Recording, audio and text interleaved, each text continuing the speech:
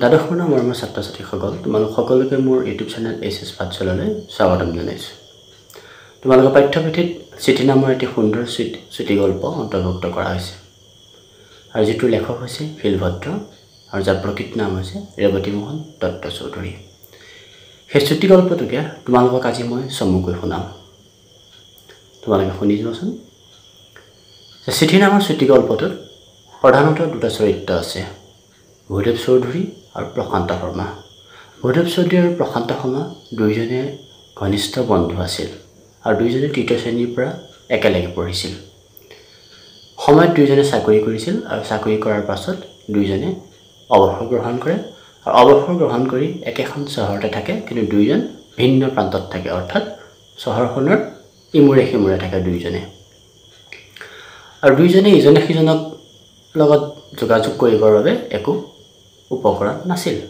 তেওঁলোকৰ ফোন নাছিল, আনকি তেখেতলোকৰ নিজৰ গাড়ী ঘোঁৰাও নাছিল ইজনে সিজনৰ ওচৰলৈ যাবৰ বাবে। আৰু আনকি অৱসৰ লোৱাৰ পাছত যিহেতু যেতিয়া বয়স হৈছিল, গতিকে তেখেতলোকে চিটি বাছত যাবলৈও ভয় কৰিছিল। আৰু সেইবাবে এদিন ভূদেৱ চৌধুৰীয়ে হঠাতে ভাবিলে যে প্ৰশান্ত শৰ্মালৈ এখন চিঠি লিখা যাওক, অৰ্থাৎ তেখেতৰ বন্ধুলৈ এখন চিঠি লিখা যাওক। আৰু সেই সূত্ৰে তেখেতে এখন চিঠি লিখিছিল। চিঠিখন লিখিল, কিন্তু প্ৰশান্ত শৰ্মাৰ পৰা চিঠি উত্তৰ অহা নাছিল, উত্তৰ নাহে। ভূদেৱ চৌধুৰীয়ে অধীৰ আগ্ৰহেৰে চিঠি উত্তৰলৈ বাট চাই আছিল। আৰু দিনৰ প্ৰায় 1মান বজাত তেখেতৰ ঘৰৰ সন্মুখেদি চিঠি দিয়া পিয়নজন যায় আৰু সেই পিয়নজনৰ কাৰণে অপেক্ষা কৰি থাকে। আৰু অপেক্ষা কৰি থকা অৱস্থাত পৰিবাৰে তেখেতক নানান কথা কয় যে আপুনি কিয় ৰৈ থাকিব লাগে, কাৰ পৰা চিঠি আহিব, চিঠি আহিলেতো আপোনাক চিঠিখন দিবই, ইত্যাদি ইত্যাদি পৰিবাৰে কয়। আচলতে ভূদেৱ চৌধুৰীয়ে চিঠিৰ বাবে ৰৈ থকাটো আগৰে এটা স্বভাৱ। তেখেতে বাগানত যেতিয়া চাকৰি কৰিছিল, তেতিয়া তেখেতৰ পৰিবাৰ বিয়াৰ কিছুদিনৰ পাছতেই ঘৰত আছিল আৰু সেই পৰিবাৰে তেখেতলৈ চিঠি লিখিছিল।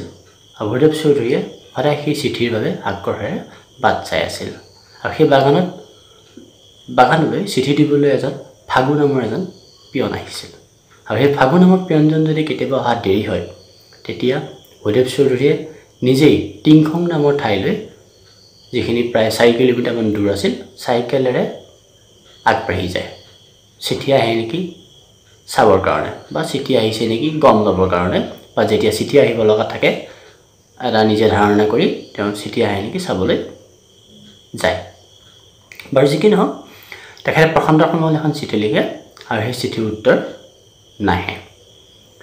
হঠাৎ এদিন প্ৰশান্ত শৰ্মাৰ ভতিজাক ভূদেৱ চৌধুৰী ঘৰলৈ আহে। ঘৰলৈ আহি কয় যে বৰদেউতা ঢুকাল। তেতিয়া ভূদেৱ চৌধুৰী আচৰিত হয় আৰু খুব দুখ লাগে। তেখেতে কি কৰিব এতিয়া, একো ভাবি নাপায়। তেখেতে ভাবিলে যে নিজেই আগবাঢ়ি যোৱাই ভাল। তেখেতে ভাবিলে যে মই হস্পিটেললৈকে যাওঁ, হস্পিটেলত থাকিব পাৰে। হস্পিটেললৈ যাওঁ বুলি ভাবোঁতে ভতিজাকজনে ক'লে যে হস্পিটেলত নাই, ইতিমধ্যে চাগে বৰদেউতাক ঘৰলৈ লৈ গৈছে, আপুনি ঘৰলৈ যোৱাই ভাল হ'ব। তাৰপিছত তেখেতে কি কৰিব কি নকৰিব ভাবি থাকোঁতে হঠাৎ কাপোৰ আনি পিন্ধি যাবলৈ ওলাব। তেতিয়া পৰিবাৰে মাত লগালে যে 3মান বাজিলেই, চিটি বাছত ভিৰ হ'ব, আপুনি কেনেকৈ যাব? তেতিয়া ভূদেৱ চৌধুৰীয়ে ক'লে, হ'ব চিটি বাছত মই যাব নোৱাৰিলেও মই অটো এখন ভাড়া কৰি হ'লেও মই তেখেতৰ ঘৰলৈ যাম। ঠিক তেখেতে সেইটো সিদ্ধান্ত লৈ প্ৰশান্ত শৰ্মাৰ ঘৰলৈ বুলি আগবাঢ়ি গুচি যায়। আৰু প্ৰশান্ত শৰ্মাৰ ঘৰত গৈ যেতিয়া প্ৰশান্ত শৰ্মাৰ ল'ৰাক লগ পায়, ল'ৰাজনে প্ৰথমেই ভূদেৱ চৌধুৰীক তেখেতৰ চিঠিখনৰ কথা কয় যে আপোনাৰ চিঠিখন দেউতাই পাইছে, দেউতাই খুব ভাল পাইছে, বাৰে বাৰে সেই চিঠিখনৰ কথাই কৈ আছে, ইত্যাদি ইত্যাদি কথাবোৰ কয়। তাৰপাছতে প্ৰশান্ত শৰ্মাৰ ছোৱালীকেইজনীও আহে, ছোৱালীকেইজনীও সেই চিঠিৰ কথা কি কয়। আৰু আনকি ল'ৰাজনে এইটো কথাও কৈছিল যে দেউতাকে হেনো লেফাফা এটা অনাই থৈছিলে, অৰ্থাৎ খাম এটা অনাই থৈছিলে তেখেতলৈ চিঠি দিবৰ বাবে, অৰ্থাৎ ভূদেৱ চৌধুৰীলৈ চিঠি দিবৰ বাবে, কিন্তু তেখেতে সেই লেফাফা অনাৰ অৱস্থাতেই থাকিলে।